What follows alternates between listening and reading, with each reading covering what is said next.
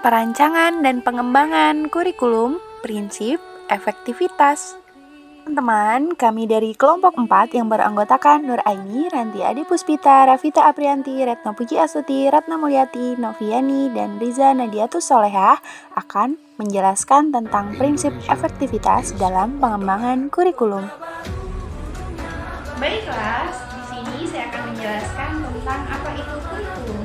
Kurikulum adalah seperangkat atau suatu sistem rencana dan pengaturan mengenai bahan pembelajaran, tujuan, isi, serta cara yang digunakan sebagai pedoman penyelenggaraan pembelajaran untuk mencapai tujuan tertentu. Peran kurikulum dalam ranah pendidikan adalah sangat penting dan bahkan vital dalam proses pembelajaran karena di dalam kurikulum mencakup segala hal dalam perencanaan pembelajaran agar lebih optimal dan efektif. Untuk memperkuat pendidikan karakter pada guru dan siswa, perlu adanya pembenahan kurikulum yang efektif melalui prinsip pengembangan kurikulum. Prinsip pengembangan ini terus diperbaharui sesuai dengan tujuan, materi, hingga evaluasi yang nantinya akan digunakan atau perlu dikaji kembali. Lalu, apa itu prinsip pengembangan kurikulum? Prinsip pengembangan kurikulum merupakan kaidah, pedoman, atau hukum yang mengatur perencanaan kurikulum agar sesuai dengan tujuan pendidikan yang lebih efektif dan efisien. Apa saja sih prinsip-prinsip pengembangan kurikulum itu? Sebenarnya ada dua prinsip pada prinsip pengembangan kurikulum, yaitu prinsip umum dan prinsip khusus. Prinsip umum merupakan prinsip yang berlaku atau dikembangkan di semua jenis kurikulum, sedangkan prinsip khusus hanya berlaku di tempat atau situasi tertentu. Dan pada kesempatan kali ini, kelompok kami akan menjelaskan salah satu prinsip umum pada prinsip pengembangan kurikulum, yaitu prinsip efektivitas. Prinsip efektivitas dalam pengembangan kurikulum. Mengembangkan kurikulum pendidikan untuk mempertimbangkan prinsip efektivitas. Kata efektif berarti suatu akibat yang mengarah kepada hal positif yang berhasil. Yang dimaksud dengan efektivitas di sini adalah sejauh mana rencana program pembelajaran dicapai atau diimplementasikan. Prinsip efektivitas merupakan proses mengusahakan agar kegiatan pengembangan kurikulum mencapai tujuan tanpa kegiatan kurang tepat sasaran baik secara kualitas maupun kuantitas. Pengembangan kurikulum dikatakan efektif jika dapat dilaksanakan tepat waktu sesuai dengan rencana yang telah ditetapkan dan memperoleh hasil yang maksimal. Efektivitas pengembangan kurikulum berarti keberhasilan dalam pencapaian target, sasaran, atau tujuan kurikulum yang telah disepakati bersama. Dalam prinsip ini ada dua efektivitas yang perlu diperhatikan, yaitu efektivitas mengajar guru dan efektivitas belajar siswa, yang selanjutnya akan dibahas oleh rekan saya, Nur Aini. Saya akan melanjutkan pemaparan materi terkait prinsip umum. Prinsip umum dibagi menjadi dua, yaitu efektivitas mengajar guru dan efektivitas mengajar peserta didik. Dalam aspek mengajar guru, jika dirasa kurang efektif dalam mengajar bahan ajar atau program, maka itu menjadi bahan dalam mengembangkan kurikulum di masa depan. Maka dari itu diperlukannya pelatihan, workshop, dan lain-lain. Yang kedua yaitu efektivitas belajar peserta didik.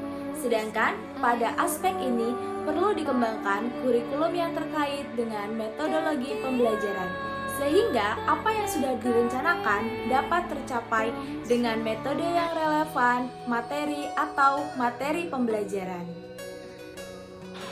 Baiklah, di sini saya akan menjelaskan tentang prinsip khusus. Yang pertama ada prinsip tujuan pendidikan, didasarkan pada sumber-sumber seperti ketentuan dan kebijakan pemerintah, survei tentang pandangan para ahli, dan survei tentang kualitas sumber daya manusia.